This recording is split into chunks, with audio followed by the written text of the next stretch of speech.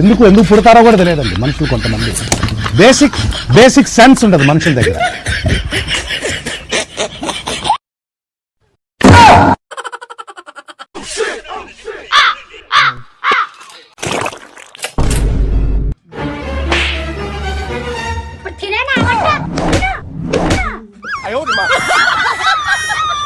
సంసారం తినేది గినేది గ్యాస్ ఉండదా మీకు?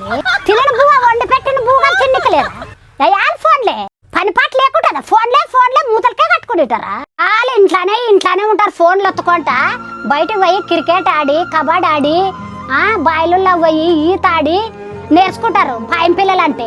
బయటకు వాళ్ళబ్బా అయ్యాలి అడిసి తక్కువ లేని ఇంట్లోనే ఉండేదాడు ఫోన్లు ఒత్తుకుంటా. అయ్యాలి మూతలకే ఫోన్లు.